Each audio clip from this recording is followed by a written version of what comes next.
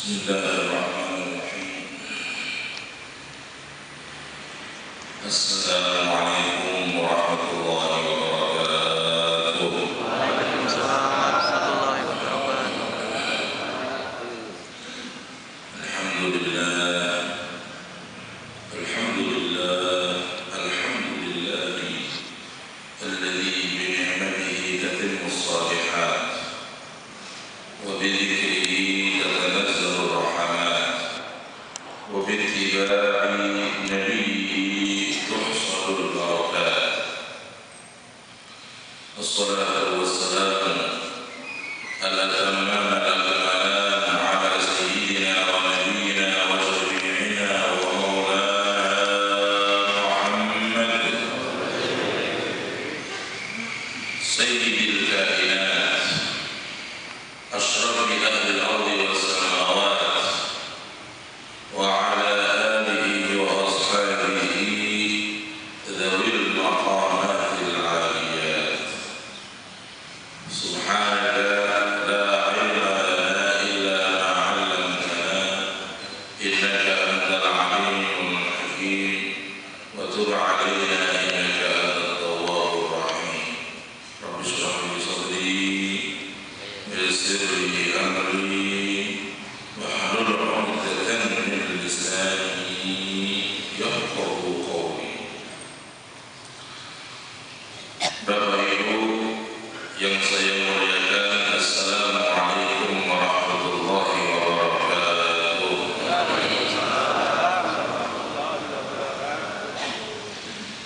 Marilah pertama-tama kita memanjatkan dan mengucapkan rasa syukur kita dengan ucapan alhamdulillah, dan kita memuliakan Allah, mengagungkan Allah, serta memuji Allah dengan ucapan alhamdulillah, karena Allah Subhanahu wa taala apabila dipuji oleh seorang hamba, Allah ridha kepada hambanya, dan apabila sang hamba itu selalu memuji kepadanya, maka Allah Subhanahu wa taala akan jatuh cinta kepadanya. Apabila seorang hamba telah dicintai oleh Allah Subhanahu wa taala, maka dialah orang yang paling bahagia dan paling beruntung di antara sekian makhluknya. Kita bisa mendapatkan cinta Allah dengan banyak memuji Allah, dengan banyak memuliakan Allah, banyak bersyukur kepada Allah. Setiap kenikmatan yang kita lihat, yang kita rasakan, maka lengkapi dengan ucapan pujian alhamdulillah. Rasulullah bersabda dalam hadis, innallaha la yarda minal 'abdi idza shariba syarbatan yahmaduhu 'alaiha wa idza akala aklatan yahmaduhu 'alaiha. Sesungguhnya Allah merasa ridha, Allah senang kepada seorang hamba apabila hamba itu memakan suatu makanan, dia berucap alhamdulillah. Dia meminum suatu minuman, maka dia berucap alhamdulillah, memuji Allah, memuliakan Allah, berucap terima kasih kepada Allah dengan memuliakan dan memuji Allah. Ini amalan yang ringan, amalan yang mudah, tetapi manfaatnya besar, mendatangkan cinta dan ridha Allah kepada kita. Dalam riwayat yang lain Rasul bersabda, afdhalud du'a alhamdulillah. Sebaik-baik ucapan kita kepada Allah, sebaik-baik seruan kita kepada Allah adalah ucapan alhamdulillah.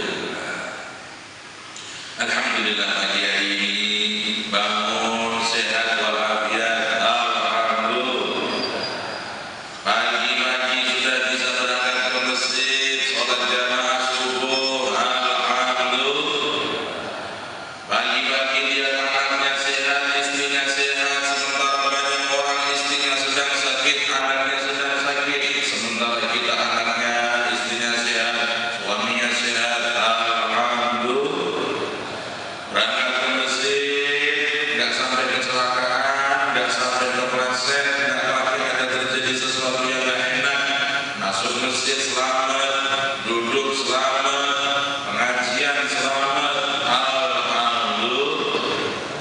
dan begitu seterusnya.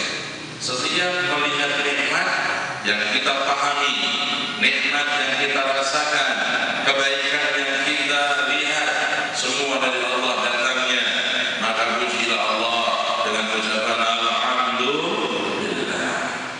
Apabila kita telah banyak berucap alhamdulillah dan kita selalu berucap alhamdulillah, kita nanti akan dimasukkan surga rombongan-rombongan awal. Amin Allahumma amin ya rabbal. Rasulullah bersabda dalam hadis, awwalu man yadkhuluna al-jannah al-hammadun. Rombongan pertama, rombongan awal yang nanti masuk surga pertama, rombongan awal yang masuk surga awal-awal, namanya rombongan al-hammadun. Rombongan al-hammadun. Siapa itu rombongan al-hammadun wahai Rasul? Bagaimana amalnya rombongan al-hammadun wahai Nabi? Rasul mengatakan, alladzina yahmaduna Allah fis-sarra'i wad-dharra. Golongan al-hammadun yang akan masuk surga pertama kali adalah mereka yang selalu berucap alhamdulillah. Sedang senang-senang banyak nikmat, alhamdulillah. Diuji, ada sedikit masalah, tetap alhamdulillah. Lagi punya duit, alhamdulillah. Kagak punya duit, hebat.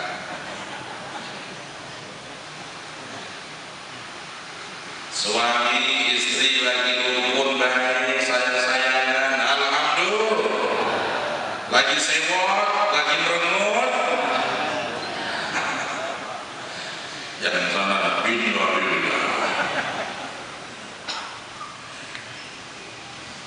Ibu bapak sekalian rahimakumullah, kita ini sebenarnya dalam genangan nikmat dan rahmat yang luar biasa.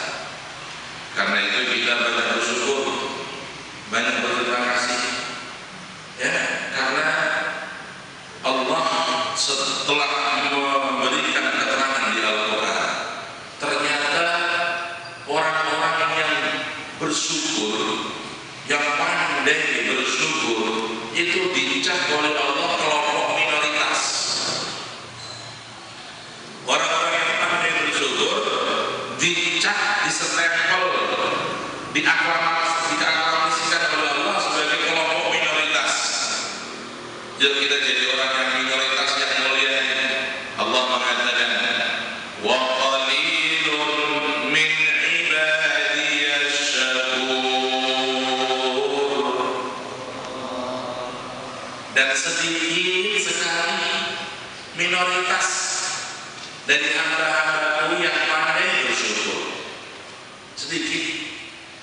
Jadi orang-orang yang pandai bersyukur itu dikatakan sedikit oleh Allah.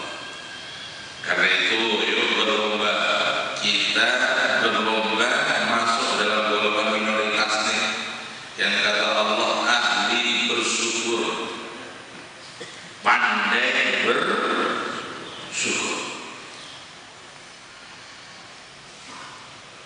Bagaimana bersyukur? Bersyukur ada 3 kelas. Yang pertama, syukur dengan lisan, bersyukur dengan lisan. 2, bersyukur dengan hati, bersyukur dengan hati. Yang ketiga, bersyukur dengan lisan dan hati dan tindakan. Bersyukur dengan tindakan, dengan perbuatan. 3 kualifikasi, 3 bagian. Yang pertama, syukur dengan lisan. Tadi sudah kita singgung, yaitu seseorang selalu berucap alhamdulillah, alhamdulillah, alhamdulillah. alladzi ahyani ba'da ma amatani wa ilaihi. Masuk kamar mandi, di kamar mandi nggak ada apa-apa, nggak ada serangga yang menggigit, nggak ada suatu kejadian yang menakutkan. Keluar, alhamdulillah, alladzi adhaba 'anni al-adha wa 'afani. Masya Allah. Makan tidak sampai nyangkut, makan lancar masuk.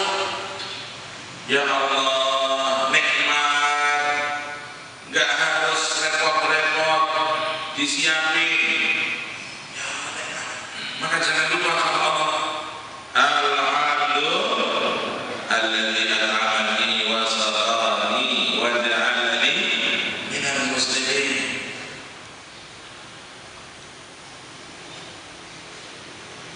Perbanyak ucapan alhamdulillah, karena orang yang banyak berucap alhamdulillah dialah orang yang akan dicintai, disenangi Allah. Manusia aja, manusia nih kalau banyak dipuji seneng nggak? Seneng nggak? Bapak dipuji seneng nggak? Saya mau tanya jawab. Dipuji seneng nggak? Kurang keras, dipuji seneng nggak?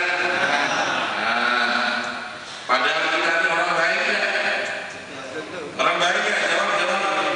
Hah? Ya baiklah. Bapak merasa baik, saya senang tawadhu. Tapi saya husnuzon bersangka baik, bapak-bapak ini orang yang baik. Alhamdulillah. Amin Allahumma. Kalau disangka baik ya amin aja. Mudah-mudahan baik benar zahir batin. Amin Allahumma. Amin Allahumma. Ya, kata Sayyidina Abu Bakar Siddiq, ya Allahumma ja'alni khairan mimma yadunun. Sayyidina Abu Bakar Siddiq Khalifah Rasul, beliau kalau dipuji orang beliau berdoa, ya Allah jadikan saya lebih daripada persangkaan mereka. Dipuji maka berdoa di hati, ya Allah jadikan aku lebih baik daripada persangkaan mereka. Dia menyangka kita 60, semoga Allah beri kita 70. Amin Allahumma. Dia menyangka kita 70, mudah-mudahan Allah beri kepada kita 80. Sayyidina Abu Bakar Siddiq begitu. Orang Arab ada pepatahnya, idza dhunna bika khairan fasaddiq dhannahu. Kalau ada orang bersangka baik kepadamu, maka usahakan persangkaannya itu betul-betul ada pada dirimu. Kalau ada orang bersangka baik kepada dirimu, maka usahakan persangkaan dia yang baik itu betul-betul ada pada dirimu. Kalau disangka orang baik, maka berusahalah jadi orang yang baik. Kalau disangka ahli salat, maka usahalah jadi orang ahli salat. Engkau ini disangka orang ahli sedekah, ya buktikan usaha kau jadi orang ahli sedekah. Kau disangka orang ahli baca Quran, maka usahakan kau ahli baca Al-Quran. Engkau disangka ahli ke masjid, maka usahakan engkau betul-betul ahli ke masjid. Karena itu ada orang dulu ulama berkata begini, Pak, bersangka baik itu bisa menjadi sebab orang yang jelek jadi baik. Bersangka baik itu bisa menjadi penyebab orang yang jelek jadi baik.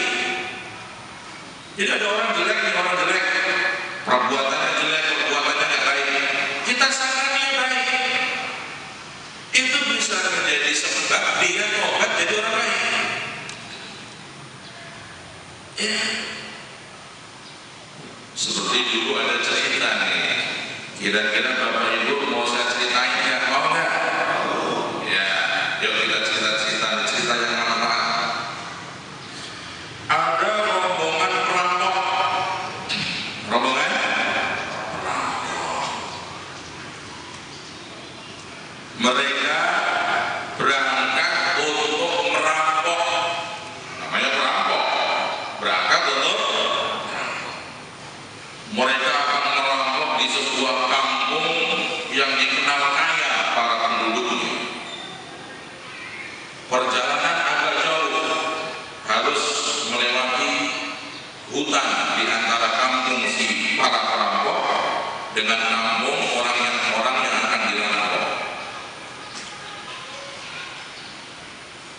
perjalanan sebelum masuk hutan mereka kemalaman. Coro-coro ini kowengen musyawarah ini gimana nih masuk hutan malam-malam benar enggak? Wah juga bahaya tuh dipangan makan teh awalnya. Dan terus di ewahannya nginep nongkin ewahannya. Lah nginep kalau rumah itu ada rumah yang di sana. Duh, orangnya kalau tanya gimana? Kita pura-pura aja. Nanti kalau ditanya bilang kita ini orang-orang rombongan yang mau berangkat jihad fisabilillah. Masya Allah.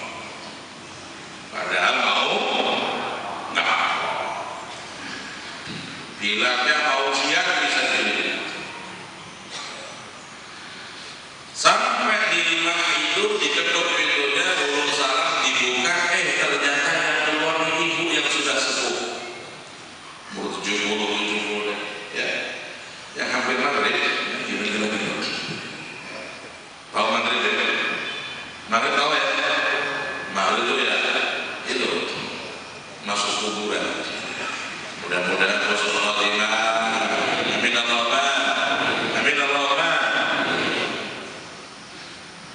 Ibu, iya nak, kami ini para mujahidin bu, kami mau berangkat jihad. Masya Allah, ahlan wa sahlan, selamat datang wahai para mujahid. Padahal para perampok nih. Kami mohon izin untuk menginap di rumah ibu karena kami kemalaman. Masya Allah, silakan semua. Dipersilakan masuk duduk. Wah, sang ibu ini sangkanya baik. Dia orang yang khas husnudzon, positive thinking, luar biasa. Sang ibu saking senangnya motong kambing, dimasak ya dengan masakan yang lezat, dihidangkan makanan yang lezat malam itu untuk mereka yang menurut sang ibu orang-orang mujahidin, orang yang berangkat jihad.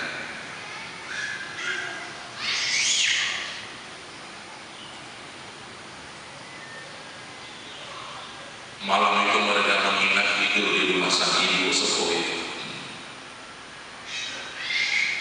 Pagi harinya mereka akan pamit. Sebelum terang mereka mau pamit. Wahai ibu, mohon maaf kami akan pamit segera berangkat untuk jihad fisabilillah. Masya Allah, kata sang ibu, ini belum subuh pak, kok cepat-cepat. Ya biasa kami ini senangnya yang mulai di hutan. Masya Allah. Wah, tapi tunggu dulu pak, saya punya hajat, tolong kami dibantu. Apa itu? Masuk ibu ke dalam rumah, keluar dia menggendong seorang anak kecil, ya umur 10 tahun, kurus badannya, diletakkan di hadapan para perampok.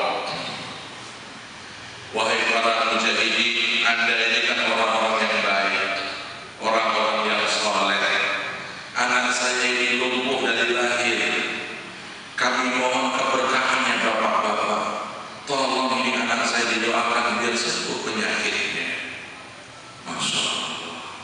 Kepala perampok nengok ke kanan, ibu urusan ini. Yang ditengokin dinggo, berarti kepala tanggung jawab. Nengok ke kiri, itu. Wes, urusan kepala ketua dan salah satu bilang dibisikin, Pak Ketua, jangan lama-lama, pokoknya sampai 4 kali. Kita nikol 4 kali. Timbang konangan gitu. Kita cepat langsung berangkat. Wah, pendapatnya bagus. Sang bayi disuruh, bawa dulu. Deketin. Oh. Ibunya nggak yakin. Ibunya husnudzon, ibunya mantap keyakinannya, karena dia dengar orang mujahidin mau berangkat kan?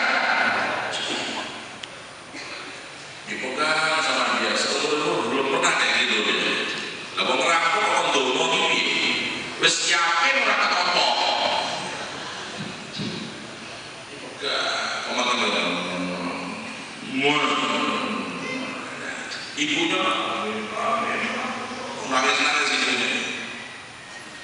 Sehingga cerita selesai, mereka pamit cepat-cepat sampai di kampung yang mereka tuju. Mereka merampok, menjarah harta orang-orang kampung di sana, emas, permata, kalung, cincin, walhasil itu rampok kelas kakak, ya, rampok kelas kakak. Selesai merampok, berangkat pulang. Subhanallah, pulang lewat kampung si ibu ini. Di tengah jalan ketemu sama ibu ini, langsung stres. Wah, hati-hati, ibu keteleponan anak ini. Kok ketoknya serius ibu ini? Ya kan? Biasa orang kalau punya banyak dosa kan lihat orang itu kayak setan. Wah, bahaya ini. Aku diutang dulu banyak. Ini urusan belum beres kalau ini, ya Allah. Ya, saudara. Ketemu sama ibu ini di sana. Wahai orang mujahidin, kemari, jangan berangkat pergi dulu. Saya akan begini, ketemu sama sampean. Mereka mau kabur, nggak ada tempat lain, mau nggak mau dihadapi. Tapi tiba-tiba yang terjadi sebaliknya. Waktu ketemu sama ibu, disambut lebih hangat daripada pertama kali. Masya Allah, bejo, beruntung saya menemui bapak-bapak ini. Masya Allah, monggo mampir mendekat tiket pulau, binarak balik, ayo mampir lagi tempat saya. Kata si ibu, kata mereka, kami tergesa-gesa bu, kami ada acara yang penting.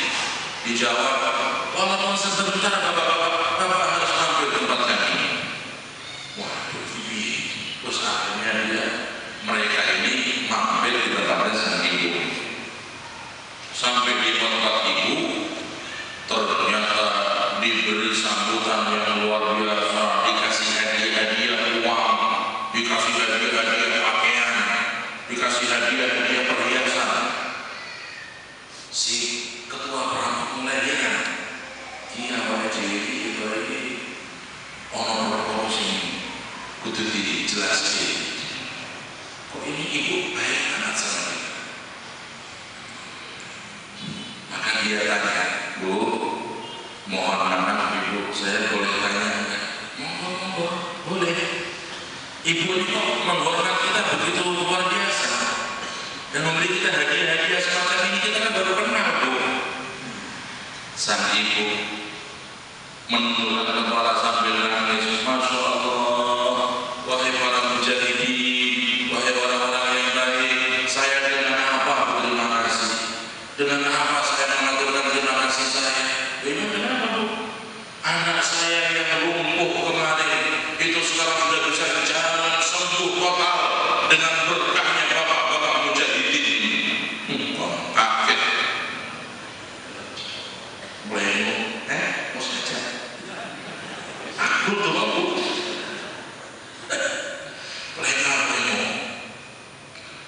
Iya betul. Anak saya itu sekarang sudah bisa jalan, dipanggil. Wahai anakku, keluar sang anak, wajah putih bersih, cakep, jalan seperti biasa sedia kala tanpa cacat. Terbelalak ini para orang, kaget. Setelah menyapa anak ibunya itu, sang ibu masuk sama anaknya, mereka musyawarah. Ini kumpul, ayo betul. Kita ini harus tobat. Lu kok tobat kenapa? Kita ini kemarin doanya kurang itu diterima. Bagaimana kalau kita doa benar-benar? Kita ini baru jadi orang soleh palsu, wes dikompol doa. Ngomong-ngomong aja jadi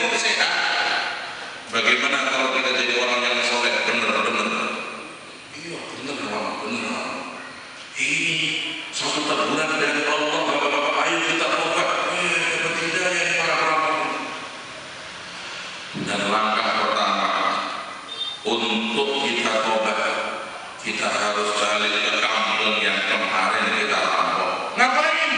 Balik ke rampokan ini.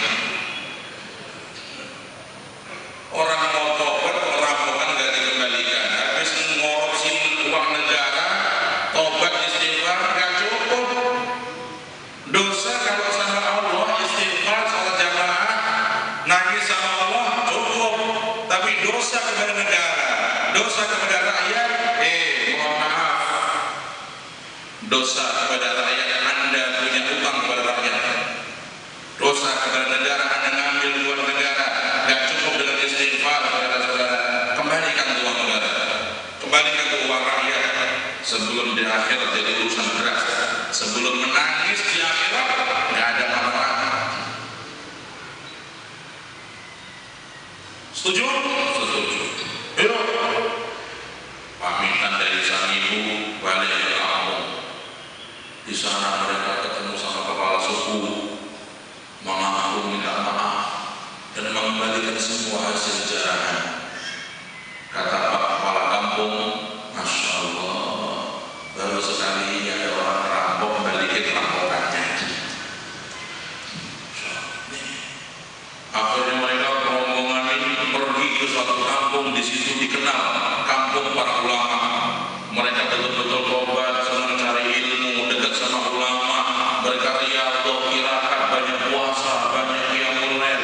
Mereka banyak amal-amal soleh. Sampai tidak lama mereka ini dikenal sebagai para kiai, para ulama. Dari berkatnya persangkaan baik sama ibu. Karena itu Bapak Ibu, anak kita lagi nakal, jangan putus asa dan jangan